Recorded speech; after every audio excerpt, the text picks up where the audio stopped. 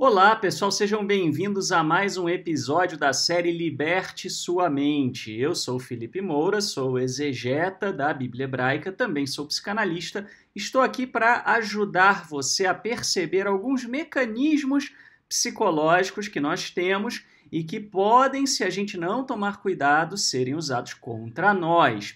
Estou falando de alguns tipos de viés cognitivo e hoje nós vamos falar do chamado viés da negatividade. Ele também é conhecido pelo nome de efeito da negatividade. E ele é bem simples de entender. Nós somos mais afetados por experiências negativas do que por experiências positivas.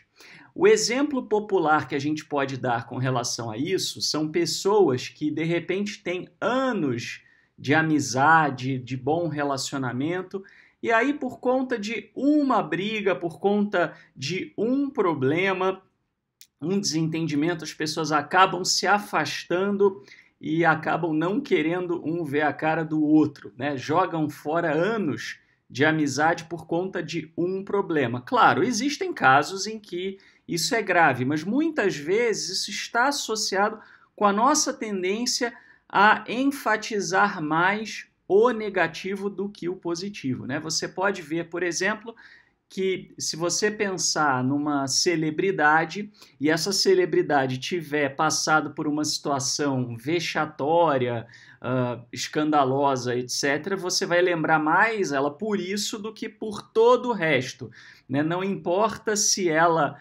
teve uma vida inteira dedicada a causas humanitárias. Se ela é pega numa mentira, numa rede social, por exemplo, ela fica estigmatizada em cima do negativo e não do positivo.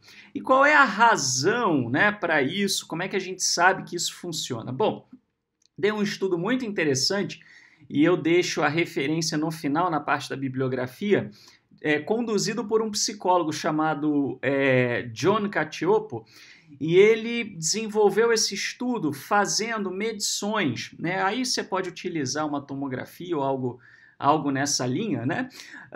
Ele mediu a atividade cerebral, eu não sei exatamente qual é o aparelho usado, né? Mas me perdoe, eu não sou médico, né? Mas assim, ele usou um determinado aparelho para medir a atividade do córtex cerebral, expondo as pessoas a imagens positivas, negativas e neutras. E o que ele percebeu foi algo muito interessante, que as pessoas, de um modo geral, quando elas eram expostas a imagens negativas, o córtex cerebral registrava maior atividade do que imagens positivas ou imagens neutras. Ou seja, existe uma comprovação científica, médica, né, de que a gente realmente é mais afetado por aquilo que é negativo do que por aquilo que é positivo.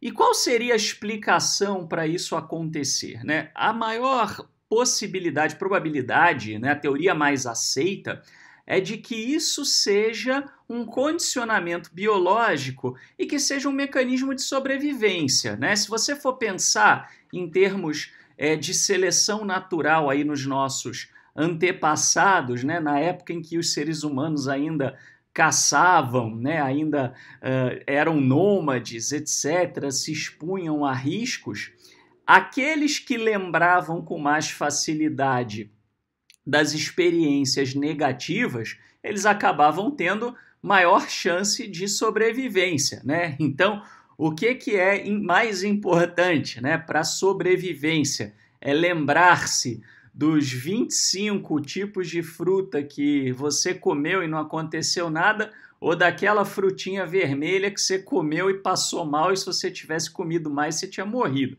né? Então, para efeito da sobrevivência, né, muito provavelmente aquelas pessoas que tinham mais ênfase, né, mais capacidade de se lembrar do negativo foram sobrevivendo, né? Essa é a hipótese mais aceita, né? E por conta disso, então, a gente tem essa tendência, aquilo que é negativo nos marca mais. tá? E a gente precisa ter isso em mente e entender que isso é um sentimento, isso não é uma coisa racional, isso vem das nossas emoções, isso vem dos nossos instintos, e isso muitas vezes, infelizmente, é explorado contra nós. Vamos ver alguns exemplos onde isso acontece nas religiões. A primeira forma que eu trouxe aqui para falar com vocês é através de previsões negativas. Se você recebe uma previsão negativa, né, seja uma profecia, seja uma visão espiritual, alguém chegar e falar, olha, eu estou vendo isso, né, ou algum tipo, né, algum tipo de informação supostamente de algo que você não está enxergando e que seria um dom espiritual, etc. Se aquilo for negativo, você vai ter muito mais tendência a aceitar como verdadeiro, né? Se uma pessoa para você na rua e diz assim, olha, estou aqui para te entregar uma profecia. Aí você, que legal, o quê? Né? Olha, a profecia que eu tenho para te entregar é a seguinte, né? Você vai conhecer, né? Se for uma moça, né? Você vai conhecer um rapaz, né? Louro alto, bonito, inteligente, etc. E você vai se casar, né? Aí a pessoa vai olhar para aquilo e falar, sei não, hein? Será, né? Pode até ficar animada, mas não vai levar aquilo muito a ferro e fogo, né? Se for de um desconhecido. Porém, você imagina se uma pessoa for parada no meio da rua por um desconhecido chegar e falar assim, olha, eu tive aqui uma profecia, né, de que você não vai se casar pelos próximos 10 anos, né, porque tem forças negativas contra você atuando contra a sua vida.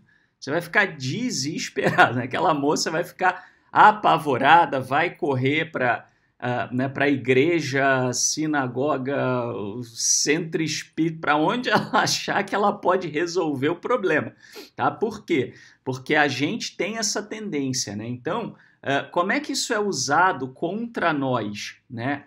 Evidentemente, tá, muitos líderes religiosos eles têm noção, né, do que eles estão fazendo, eles têm algum conhecimento de como funciona a mente humana, às vezes até um pouco intuitivo, tá? Mas eles certamente percebem isso, né? Então, frequentemente usa-se previsões negativas, profecias negativas, etc., para manipulação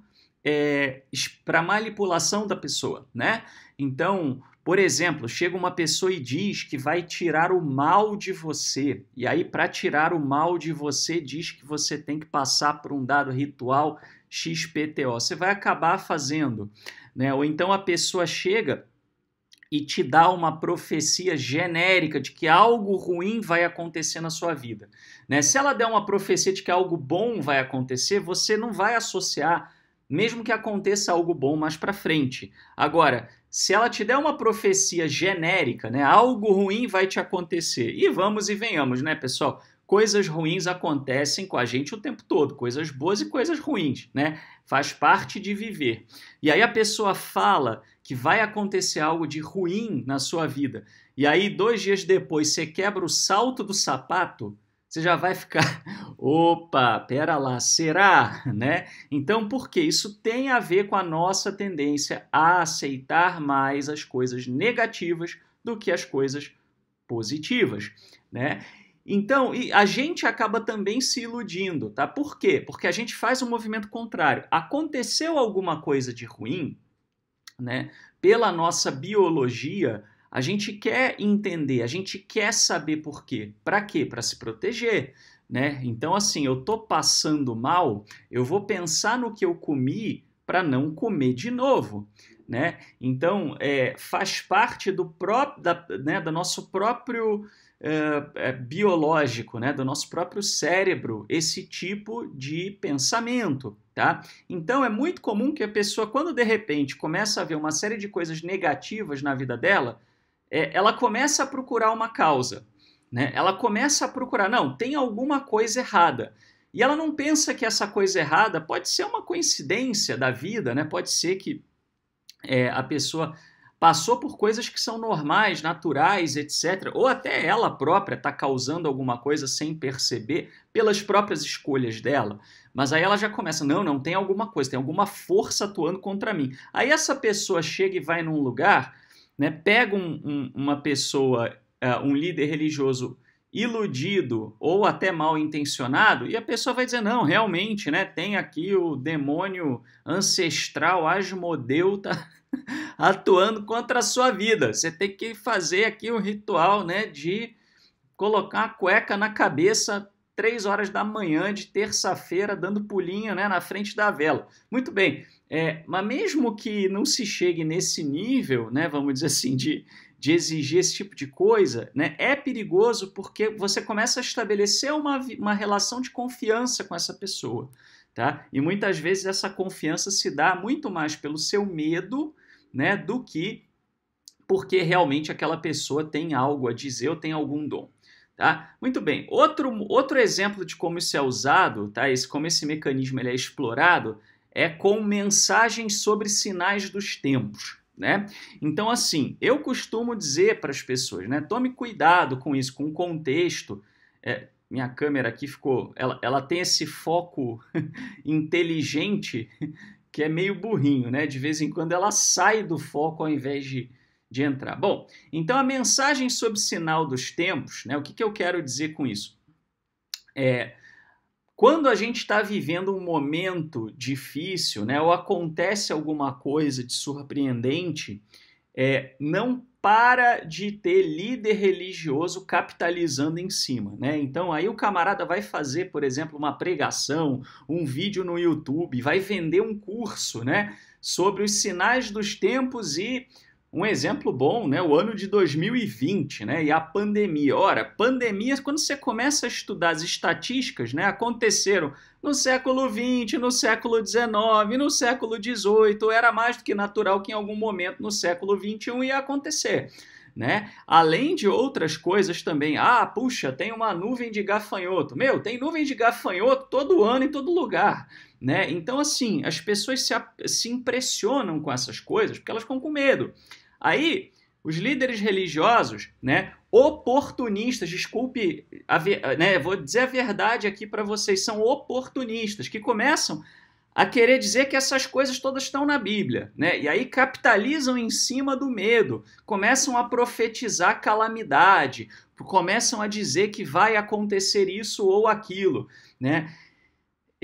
E o engano disso está que, na maioria das vezes, são textos bíblicos tirados do seu contexto. Eu costumo dizer para as pessoas, nada mais destrutivo, né, para essas lideranças religiosas que fazem isso do que uma pessoa que saiba ler a Bíblia, né, que saiba olhar para a Bíblia hebraica e ler o contexto do que está dizendo. Eu volto a dizer, não é porque alguma coisa ruim aconteceu que isso é uma profecia ou um sinal. Os sinais, falando agora do ponto de vista da exegese bíblica, tá? O sinal que era dado tinha um motivo, esse motivo era claro, havia uma advertência anterior, né? Era cristalino e aí acontecia, não era assim, aconteceu, vamos então tentar entender se é que tem uma mensagem. Não era assim. Não funciona assim, né? E as calamidades e algumas outras descrições que existem na Bíblia hebraica, né, 99% do que está lá são coisas que já aconteceram, referiam-se ao exílio, né? O exílio do reino de Judá, do reino de Israel, etc. E tinha uma boa razão para aquilo acontecer e houve uma série de alertas antes de acontecer. Não tem nada que ver com o que acontece nos dias atuais. Né? Mas as pessoas querem uma resposta, né? Nós também nos iludimos. Por quê? Porque a gente vê uma notícia assustadora e a gente quer porque quer que exista uma profecia. Por quê? Porque se existe uma profecia, né, eu vou me considerar do time dos bonzinhos, então eu não serei afetado. Né? Eu morro de medo de não entender o que está acontecendo no mundo, né? E todos nós vivemos experiências novas e inusitadas, né? A pandemia, essa é um exemplo, né? Como eu costumo dizer. A última pandemia que teve foi a gripe espanhola, né, de 1918, então, a não ser que você tenha mais do que 102 anos, você não vivenciou isso. Então, para nós, para a grande maioria da humanidade, é uma coisa completamente nova. Lógico que todo mundo fica assustado, lógico que todo mundo fica apreensivo e inseguro, né? Agora as pessoas estão começando vamos dizer assim, né, a compreender um pouco melhor as coisas, etc., porque já avançamos um pouquinho dentro desse cronograma, né? Mas ainda é uma coisa que preocupa muito as pessoas, etc., e é lógico, ter fé, confiar no Eterno é importante, é muito bom, é maravilhoso, está cheio de exemplo na Bíblia hebraica para isso. Mas cuidado, né, com essas doutrinas de sinais dos tempos, né, que tem por objetivo simplesmente fazer alarde, fazer sensacionalismo, né, e iludir as pessoas. Tá? E é aquele negócio. Só acontecem porque tem gente querendo, né, receber esse tipo de informação. Tá? Muito bem. Falando agora em como isso é usado também com relação ao mecanismo do medo, né? Assim, a gente sabe que o medo é uma coisa muito poderosa e os líderes religiosos eles usam muito o chamado medo abstrato. O que eu estou chamando de medo abstrato? Medo abstrato é aquilo que é conceitual e aquilo que você não tem como ver para poder tirar a prova dos 9, né? Se eu falar para você assim, tem um leão atrás da porta. Você pode abrir a porta e olhar se tem um leão atrás da porta. Tá certo? Agora, se eu falo tem um demônio atrás da porta e um demônio invisível, você não tem como comprovar isso. Né? Então, as pessoas têm a tendência a ter mais medo do abstrato. Por quê? Porque eu não consigo, né, ver se tem ou não. Então, tem gente que tem... Quando um líder religioso fala porque o Eterno vai punir, vai mandar fogo dos céus, porque os demônios... Né?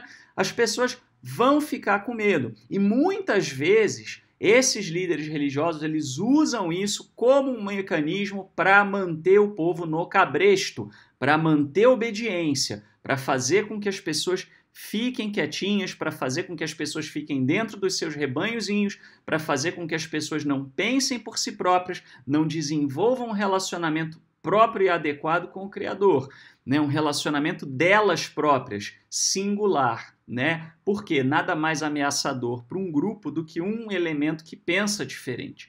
Tá? E o engano está que na maioria das vezes em que o medo é usado nesse sentido, né? E não como o temor bíblico, né? Que é o temor no sentido de você andar realmente em justiça, né? De você ser uma pessoa correta, né?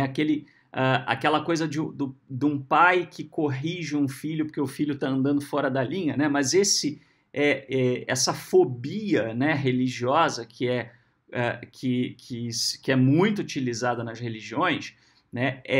Muitas vezes o líder, para poder usar esse mecanismo, ele se identifica com a própria divindade. É como se ele estivesse falando em nome da divindade, né? E você questionar esse líder é questionar a própria divindade. Né? Eu, o Senhor, vos falo. Pronto, a hora que ele fala eu, o Senhor, vos falo, se você questiona, você está questionando Deus. Né? Você está questionando o próprio Criador, o próprio Eterno. Então, as pessoas ficam com medo. Tá? Só que a gente tem que entender que isso é um mecanismo de manipulação e tem que abrir o olho. Tá? É o que eu costumo dizer. O Eterno não é esse ser que está atrás da porta com um taco de beisebol para dar na sua cabeça por qualquer coisa, principalmente porque você não concorda com você ter um estilo de vida bizarro por conta da fé, né? O que é totalmente diferente de você ser uma pessoa boa, né? Você se vestir de uma forma bizarra, cortar seu cabelo de uma forma bizarra, não usar maquiagem, namorar antes de casar, não namorar antes de casar, você escutar música religiosa ou não, nada disso faz de você uma boa pessoa ou uma pessoa ruim, né? Tudo isso é cortina de fumaça, por quê? Porque trabalhar o caráter é muito mais difícil, dá muito mais trabalho e não dá ibope, né? Não gostou do que eu estou falando, né? Lamento, mas se você quer ser uma boa pessoa, trabalhe o seu caráter, pare de se iludir com coisas externas. Os profetas estão cheios de exemplo quanto a isso, né? assim, do Eterno dizendo que ele não está nem aí para essas coisas, ele quer que você haja bem com o próximo, que você seja íntegro, reto, que você defenda aqueles que têm menos condições de se defender, que você seja uma pessoa honesta no seu lidar, que você seja uma pessoa verdadeira, franca, etc. Né? Muito bem. E a gente também se ilude, né? Por quê? Porque a gente também carrega muitas vezes dentro de nós, por questões, sejam elas culturais, seja o que for, de que a divindade está sempre querendo nos punir, está sempre insatisfeita, né? Assim, parece que o Eterno nunca está satisfeito com você, você tem que sempre fazer alguma coisa para, se possível, você ser mais santo que o próprio Eterno, né? Se pudesse, tem gente que queria, né? E aí você fica apavorada, sempre procurando alguma coisa, tem alguma coisa errada, tem alguma coisa que eu tenho que fazer a mais, etc, etc, e você não percebe que isso é o seu prisma contaminado, a maneira como você vê o Criador, que muitas vezes tem a ver com o seu psicológico, às vezes tem gente que precisa de ajuda psicológica para superar essas coisas. E aí essas pessoas procuram esses líderes, e aí eles deitam e rolam, né? Então a gente tem que tomar muito cuidado com isso. Tá? Então, como é que a gente não é iludido por esse tipo de coisa? Como é que a gente liberta a nossa mente? Primeira coisa, reconhecer o processo. Né? É o que eu costumo dizer. 50% no mínimo da solução de qualquer problema é você entender que o problema existe. Então, você tem que entender que as suas emoções, que o seu cérebro vai dar mais peso ao que é negativo. Não tem como você se livrar disso. Não tem como você mudar isso em você. Isso é biológico, tá? Então não tem como mudar. O que tem como você fazer é entender isso e tentar ser o mais racional possível, né? Ser objetivo, refletir, que é o item 2. Tá? Então, eu vou tentar agir de uma forma racional, eu vou tentar não me deixar levar por isso, eu vou tentar ter em mente que eu vou ter uma tendência a ser mais negativo do que positivo nas minhas avaliações e vou tentar procurar compensar isso sendo mais racional. Às vezes até pedindo a opinião de uma pessoa da minha confiança que não esteja envolvida na questão e que, portanto, não vai estar sujeita a esse viés que eu estou sujeito. Tá? E rejeite a cultura do medo, o argumento que se pauta no apelo à emoção, né? Porque o Senhor não sei o quê, porque Deus vai destruir, Deus vai mandar. Para com isso. Rejeita a cultura do medo. Não, eu morro de medo de orar errado, de agir errado, né, ritualisticamente, de fazer a coisa errada aqui e ali, religiosamente falando. Para com isso, se concentre em ser uma boa pessoa, em ter caráter, integridade, amar o próximo, agir com decência, com hombridade, etc., que você já está fazendo muito e muito bem, né? Busque o contexto, não aceite interpretações mirabolantes, né, sobre fins dos tempos, calamidades, cataclismas, etc. Conheça o contexto das escrituras, leia, estude, você vai ver que não tem nada que ver. Né? Tem profecia sendo usada aqui para se referir ao Brasil, que é uma profecia que foi dada para o reino de Judá antes de ser invadido por Nabucodonosor. A profecia já foi cumprida, Judá já foi exilado, já passou o cativeiro, Judá voltou do cativeiro, já sofreu outro cativeiro, já saiu, já voltou. E a profecia já estava lá 3.000 anos atrás, já tinha sido cumprida, e você achando que essa profecia se refere ao Brasil. Por quê? Porque foi isolado um texto e foi usado fora de contexto. Lembre-se daquela máxima, todo texto fora de contexto é um pretexto. Isso é uma verdade. Vamos então para a bibliografia, né? Então eu utilizei esse estudo aqui que eu falei para vocês, que foi um estudo que foi publicado no Journal of Personality and Social Psychology, de 1998, tá? E quem quiser um texto um pouco mais palatável, né, mas que fale disso também, você tem aí esse link, né, esse texto da Kendra Cherry, que é muito bom e que explica numa linguagem mais simples. Muito obrigado e até a próximo episódio de Liberte Sua Mente, se o Eterno assim nos permitir.